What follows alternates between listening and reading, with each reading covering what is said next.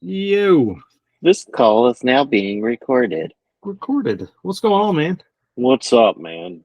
Mm. Um, so remember we did a little discussion about the Eagles, and we did our what we thought the season was going to be and how we thought it was going to turn out and everything. And man, Y- Yeah, yeah. So yeah, we need to kind of play where we're at here. So we just finished off week 3. Eagles squeaked one out from the Saints. We'll talk about that game in detail. We'll also talk about week 2 in a little bit of detail as well. And I think week 2 to me is still the more telling of where we both, I think, kind of were like, this was the polar opposite of what we predicted. well, here's the thing. I got to get right into it because I'm fucking pissed. I'm fired up. I've seen enough. Sirianni either needs to go or Jeff Lurie needs to go to him and be like, listen, dumbass, when you can get points on the road or when you can get points early in a game, get the fucking points. Stop fucking going for it. By the way, firesiriani.com. Just putting that out there, folks. Yeah. Don't wait, you own that, right? Yes, we do. Well, we own that. Okay, good. Good. Well, fucking fire that shit up, man, because this motherfucker, he's look, there were once against the Falcons that I remember, and I've tried to black that game out because it was so fucking stupid. Yeah. Once against the Falcons, and then twice against the Saints, and it almost cost us this game. Because here's the deal. You're on the road in a hard environment to play in, and you don't take points twice. Twice. Now, Jalen we'll get to in due time. Mm-hmm. But the other telling thing for me, I don't know how much control he has over his team at this point. Maybe Yeah. it's just an isolated incident. Maybe it's just a one-time, one-off thing. But Jalen Carter today was out of control. First of all, played a great game. Yes, he did. I agree. I'll give him credit where credit's due. Played a great game. Good job. But towards the end of the game, getting into it with players that are on the field, getting into it with fans in the stands, has to be held back by Big Dom, by Clint Hurt. And then he's got Sirianni yelling in his face. And it's taken these three guys to calm this dude down and to get him to knock off the stupid shit that could have gotten him a penalty. And that at worst could have gotten him a penalty, at very least made him look like an idiot. Yeah. And so, like, look, I get getting fired up and I get talking shit. I understand it. But, dude, you got to be smarter. You have to be smarter. You are an NFL player. You can't be arguing with fans. I don't care what the fans say. The fans might say the most heinous, horrible shit to you. You need to be better than that. I Right. get you're a young man, but still. Yeah, you're the professional. Right. Let's kind of let it put aside, especially with and I'm not going to try to dredge up the past of this guy, but the tracker coming out of Georgia was not great. Right. So it's like, look, you come in with a tainted reputation, whether or not the involvement, whatever happened at the University of Georgia, I don't want to speculate, get into. The point being is that it came in tainted into the NFL. But the Eagles saw enough of the talent to say, you know what, we're going to draft this guy, number 9. We're going to make sure that he is, basically, to me, a steal. We value his talent more than the baggage that he comes with. I think you're starting to see some of the baggage now, as you mentioned. There is a bit of a hot-headedness, a bit of immaturity, and I just hope that works out as time goes on. I mean, I honestly think it will. But what is he, 20? What is Jalen, 23, 24? Yeah, something like that. Like So, he's I in mean, his early 20s. so he's, he's a young guy. I don't know. He's 23 years old. So, I just don't know that, we've seen, I hate to put it this way, I've seen the lowest of the lows maybe in the professional level. I'm sure it'll get there. But I also have a feeling that, he will mature and that will, work its way out. But you're right. Like, why in the world do you have, basically your whole entire coaching staff damn near talking this guy off a cliff? Because, yeah, it's not good. And it's just not good for the team either. Right. And then between him and apparently CJGJ was involved in it because, of course, he was. Yeah, right. He was Exactly. involved in that shit too. And then just certain penalties that they were taking, like too many men on the field or too many men on the field. Just mental mistakes that shouldn't be made at this point between last week and this week. Dude, I don't know. And then kicking the fucking field goal, the 60-yard field goal. I don't get it. Instead of punting. I There's that just so me. many stupid mistakes that one just yeah, that one killed me. So Jake Elliott's all-time record for himself is 61 yards. Yeah. And so let's throw 60 yards. Granted, you're covered up, you're in a dome, whatever, how about let's not do that in a one possession game? That's basically been nothing but field advantage. Because guess what happened? And it took the Eagles on the next drive basically to turn it around with, basically no time to spare. So I don't know. It was a stupid move. Again, another Sirianni, to me, boneheaded play call. One thing I do want to talk about, hit on Devontae Smith. I believe by Christian Boyd. I could be wrong on the name. I believe he's a rookie. He's number 97 for the Saints. 300-pound guy. Look, late in the game, Smith basically catches the ball and is basically, or at this point, being brought down by two other Saints defenders. And then you see a basically helmet to helmet from a 300-pounder just, smashing his way in. Uncalled for. Completely. Yeah. Oh, yeah. It just it's dirty football. You said it to me earlier. I didn't like that play like at all. And if even if the tables were turned, I would have thought it was dirty. Right. But it's like nothing. Derek Barnett play. Exactly. Like nothing's gonna happen from it, but it's just like like just disgusting. Like, well, and part of the problem is technically if you look at it like because in real time I saw helmet to helmet, but it wasn't. He hit him, but my biggest thing is regardless of where he hit him in the head. Exactly. I don't care if it was helmet to helmet. I don't care if it's shoulder to helmet. I don't care if he hit him in the shoulder and then he slipped to the helmet. That was a dirty ass play. It knocked his helmet off. So you're not. You can't convince me otherwise that it wasn't a dirty play. When someone's helmet comes off because if they get hit by a third player, and they get hit, not only was he being driven back and he was in the grasp of two players that were bringing him back. This guy came in from the opposite direction and hit him. So and he's almost twice his weight. So right. Physics tells you that this is going to be a problem, especially for the person taking the blow in this case. Basically, our number one wide receiver at this point, because AJ Brown is sidelined, and now thank the Lord that Dallas Goedert just happened to go off. He was our number one today. Yeah. But between him and Saquon, thank God, because yeah, no kidding.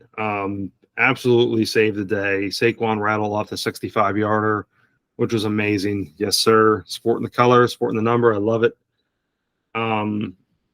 I don't know. It just, man, it was rough. I think the hardest part for me going to this game was, week 2 against Atlanta was just kind of a wake up call. Cockiness leads to a loss into a team where they just absolutely rolled the Cowboys, and, you know, thankfully the Cowboys lost again today, but, heck, they came within 3 of the Ravens. Right. So, And that's where I'm, when we were doing our season preview, I called them the Aints. I said we're going to roll, and obviously they're not the Aints anymore, and we definitely didn't roll to a degree. We at one point had, I want to say, 296 yards or 290 some yards to their 98, when we had been letting up the most yards in the league. mhm. Um, I My question now, and this is what we'll see hopefully next week. My question is, which defense is the real defense?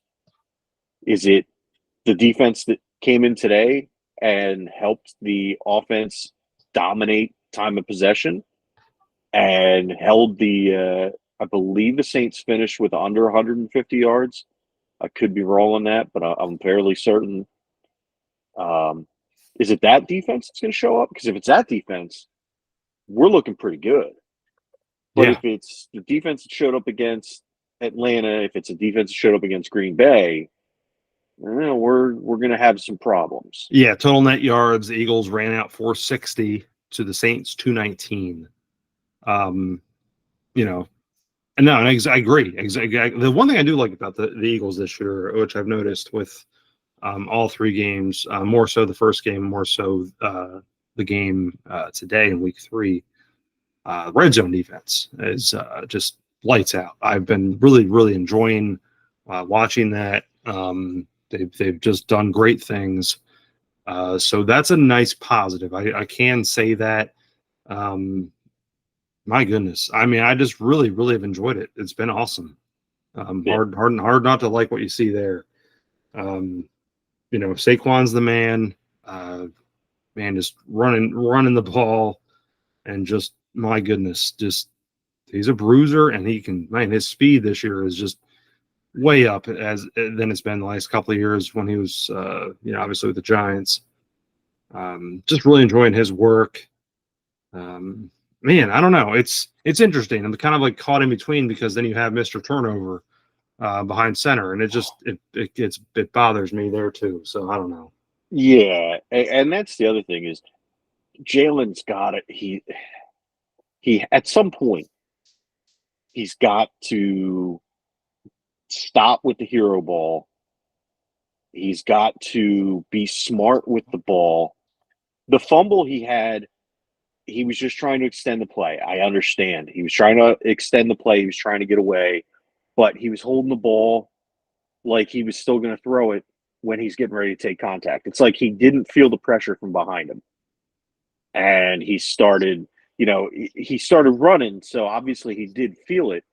But for whatever reason, instead of tucking the ball and just trying to run, he tried to hold out hope that he'd be able to break free and throw the ball. But dude, you got to stop. You got to Yeah. stop at that stuff. Yep. And the throw to Devontae Smith, he had other receivers open, but he was keyed in on Devontae, and that was a throw that was in the end zone that was intercepted by, I think, Marshawn Lattimore, who jumped the route Yes. and Yeah. picked the Yeah. Yep. ball Yep. off. Yep. You gotta be smart, man. If if you're gonna try and force the ball in, make it better. Make a better throw. That was Yeah. not that was a throw that you throw to, and it was put perfectly on the broadcast. That's a throw that you make to AJ Brown, Yep. a Yep. big Exactly. You make your big. physical Yep. receiver Your big man. Yep. that can use his body to block out and to block out the defensive back and get the ball, fight for the ball. The Devontae Smith is a great receiver. He's not that guy. No, exactly. Devontae is a great number 2. It's the reason why he's not a wide receiver 1. I have a feeling that he could be on many teams. But whenever your top receiver is AJ Brown, it's obviously not going to be him, and you can't be thrust into that role because AJ is such a physical receiver. Right. Devontae is going to get your long ball. He'll catch a nice route here and there, but he's just not AJ Brown. So not for us anyway. Right. I do want to circle. Fight for the ball. He'll fight for the ball and he'll win battles, but he's not going to win as many physical battles as AJ Brown is going to win. It's just not going to happen. No, absolutely not. I do want to circle back to real quick on week 2, which I know we both tried to block out, but I do want to talk about that a little bit. End of the game, and you have this insane play call on 3rd down with a pass to Saquon, which they did again, except it was to Dallas Goedert in week 3, and it worked. Look, and I'm not saying like, oh yeah, hindsight's 2020, maybe run that play with Dallas Goedert in week 2. My problem with that is that that's a run play, no matter how you slice it. You let the clock run. Your opponent's out of timeouts. I don't know how it just. I don't know. It was like a complete anomaly that was like, what's going on? Like I just that should have been a run play against the Falcons. It should have been a run play. Today's game, it was the right move to throw it to Goddard. That said, against the Falcons, that is a run play to Saquon regardless. There was zero reason for them to pass the ball in that situation against the Falcons. It was and something I alluded to earlier, it was arrogance, it was cockiness. I don't know what it was, but it's that one play call cost them the game. I mean, you could look at other plays and other things like, hey, they could have scored this, or they could have done that, or they could have whatever. But if you look at how the game unfolded, that one play is what essentially blew it for them. Yeah. Make smarter calls. And I think that's where you and I have talked about it already tonight. Look, Sirianni just needs to figure his own head out, man. I don't know whether the guy has a true understanding of where his team's really at and who the weapons he has. And dude, I don't know. It's scary.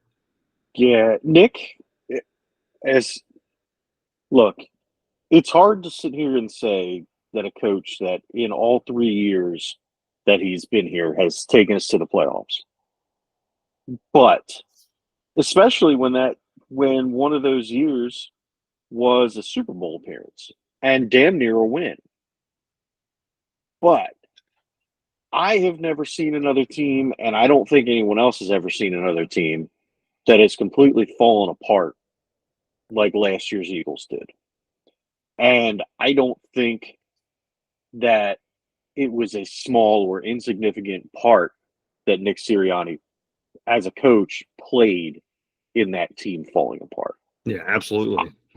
I think that Lurie and Howie really couldn't fire him after last season just based on, like, that's preposterous to fire a coach that's all he's done is gone to the playoffs for 3 years, and you're 1 year removed from a Super Bowl appearance.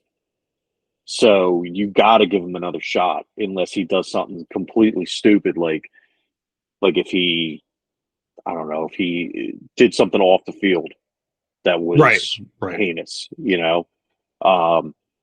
but I don't know how long he can last in this season if he continues making the stupid decisions that he's been making. He's almost daring them to fire him at this point. Yeah, no, you're not wrong. And I think that's the thing that really bothers me is, when's the next time? When's the next play? When's the next, weird set of downs going to happen where all the play calling is just absolute crap? I worry because you have all this talent, and of course people are going to get hurt. We have the thing with AJ Brown going right now. You have other people dinged up. A couple possible concussions today with Lane, Yep. and Devonta Smith, like we've talked about. You have injuries. That's football. But you still have a bunch of talent on the field. Just make the right calls. Like, Right. I mean, I'm not a head football coach. I'm not. We could play, obviously playing some Monday morning quarterback here. However, it's obvious to not just us, but like practically everyone else, that these were not the right moves. So thankfully they walked away with the win today. 2-1, could have easily been 3-0. And Yeah. that's the hard part about it. No, absolutely. And that's the hard and the frustrating thing about it is if not for the coach's decisions, we're sitting here at 3-0. And the difference between last year 3-0 and this year 3-0 is fairly large at seeing the team like, yeah, last year we were 3-0, but you could tell something was wrong. This team, we can see exactly what's wrong. And it's just stupid ass decisions that the head coach is making. Yeah. And it's just nothing more than that. Stupid ass decisions that the coach is making, and then the Jalen Hurts turnover experience. Like, he needs to start selling turnovers at the Reading market. Yeah, no kidding, right? That's where we're at this point. Is, dude, that's one of the biggest things too. Is at what point is Nick or Kellen Moore able to get into his head and say, dude, look, stop with the plays. Be more careful with the ball. Stop with the stupid hero ball shit. Know who you're throwing to. Throw appropriately. And let's kind of zoom out a little bit. So NFC East as it stands, Washington has not played their game yet, as we record on a Sunday night. The Eagles are atop the division at 2-1. The great thing is we didn't really have much with the Giants anyway. But the Cowboys have somehow they got absolutely throttled in week 2 by the Saints. I mean, absolute spanking. So that's the great thing to me. If I were to take an even more wonderful thing about today's win against the Saints is the fact that last week the Saints absolutely demolished the Cowboys. Like, right. It wasn't even a challenge to them.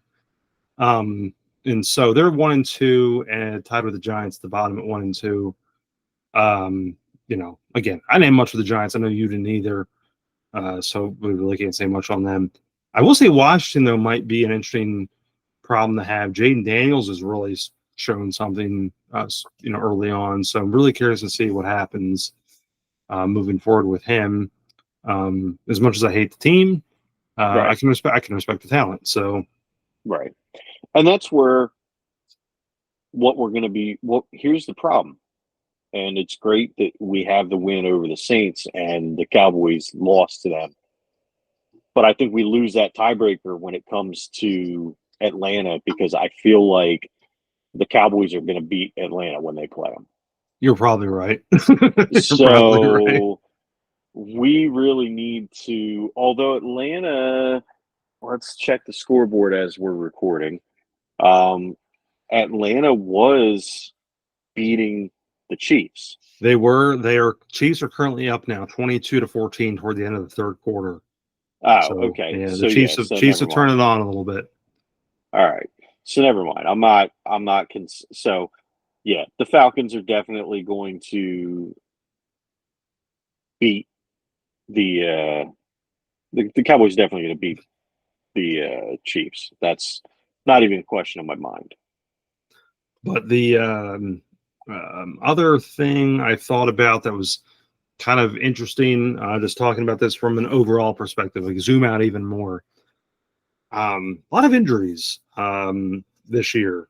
And I'm not just talking about our own team, AJ Brown, Yeah. Others aside with the concussions we've mentioned, and just The other whole right injuries. side of our line. Line, exactly. Yeah. Just gosh, like, man, you and I are big fantasy football players. We've been playing fantasy football for a long time. And, I'm looking at one of my teams in a league, and it's like every single one of my bench guys, it seems like, is hurt. And it's like, what is going on? Like, I've never had a team where I had 5 guys hurt. Maybe a couple, or Dude, maybe a couple more that were questionable, but 5 that were just straight up out of a game. Like, holy crap. Like, I'm wondering how much of this is the players not getting any reps in preseason. yeah, it's got to be that. It's got to be. And as much as, I know I say this every year, but this season might be the season that pushes me out of fantasy football for good. You're not having a good one. No, no.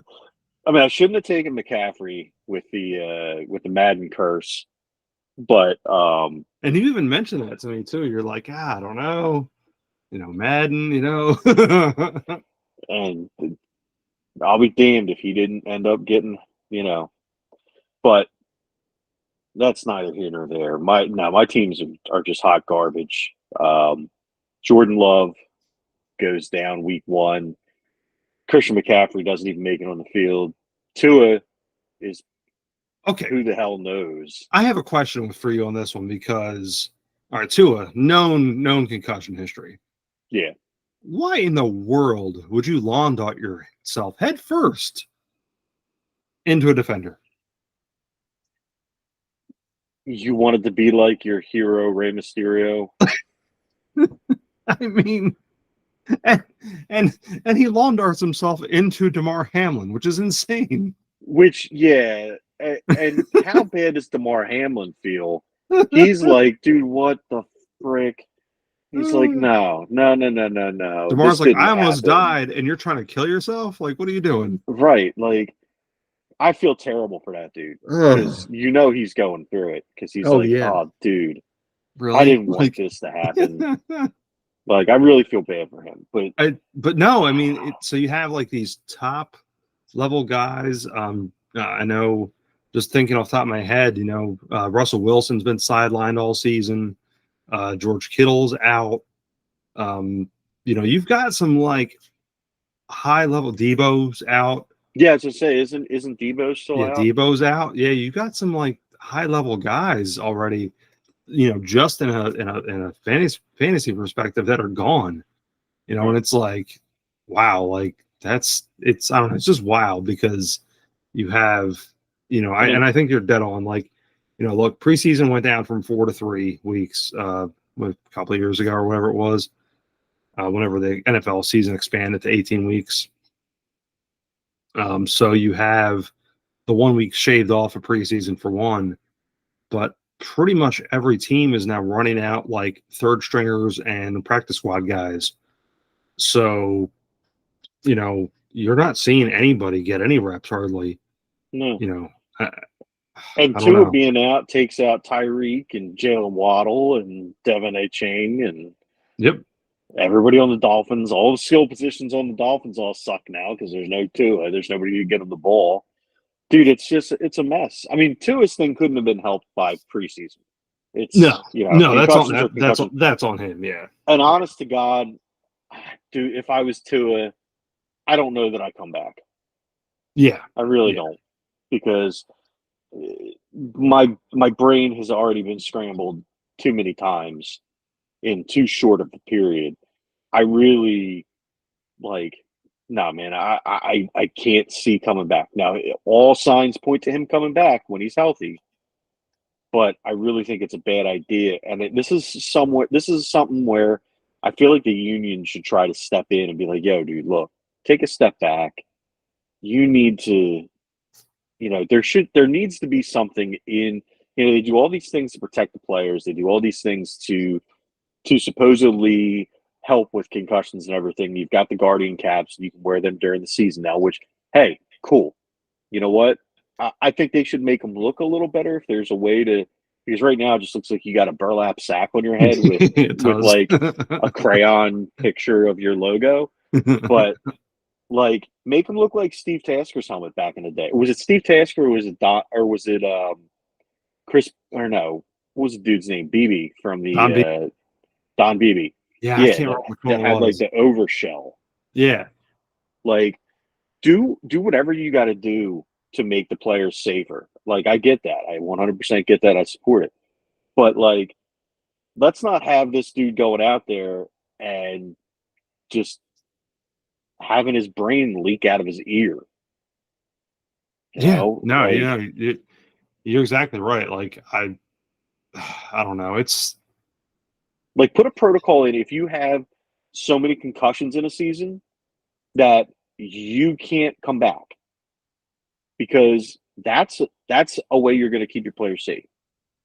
You know, it's not going to be popular, but that's how you're going to keep your players safe. almost protect them from themselves. Right. You got to. It's kind of like a 9/10 movie, Reggie Ray. Right. Yeah. Right. Reggie Ray. Concussions to go. Yeah. Right. Well, and that's I was just thinking about, there was an episode of not Family Guy, American Dad, where they all go to the arena football game, and the quarterback, like the son meets the quarterback in the like, fuck, this is why you don't have concussions, kids. Meets him in the concourse after he gets a concussion, and he gets lost, like in the back of the coming out of the locker room. He gets lost, and he goes into the concourse, and he's like, no, mister, you need to run. They're trying to kill you. You should go out this door, back this way. And he sends him out, and then he disappears.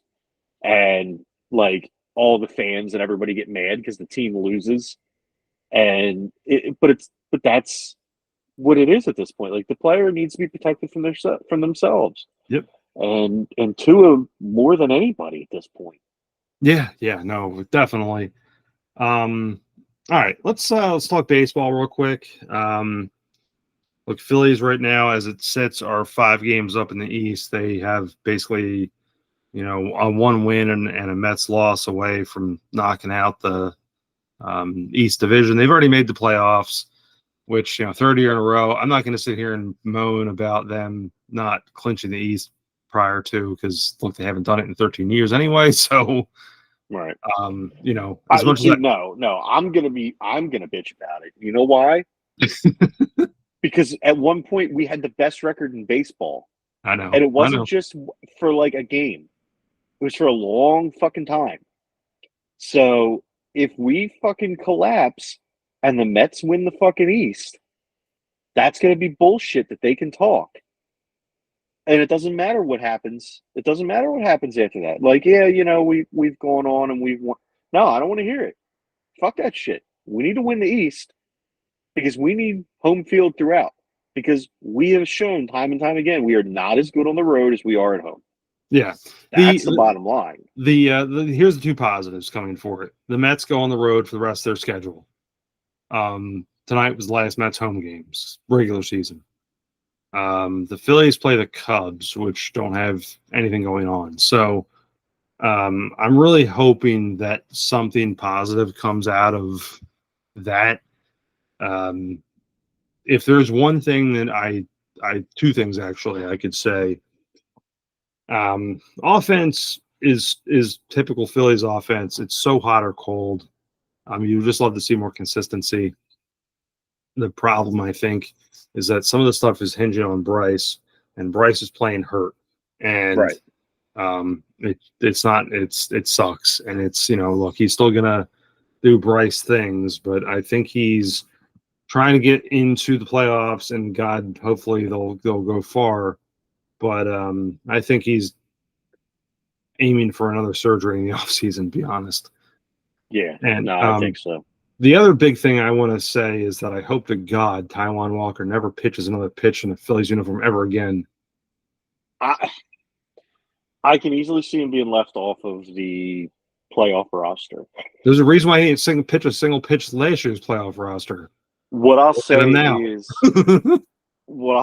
is, I feel bad for the dude, and it's hard to feel bad for a dude that's making as much money as he is and is producing as little as he is.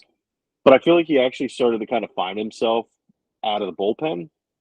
And then, due to injuries and inefficiency from other pitchers, he got thrown back into the mix. And yeah, he's failed spectacularly since he's gotten put And back maybe in. maybe that's his deal, but he's making way too much money to be the bullpen piece. Which, look, the Phillies have made a point to find starters turn bullpen guys in Strom and Jeff Hoffman.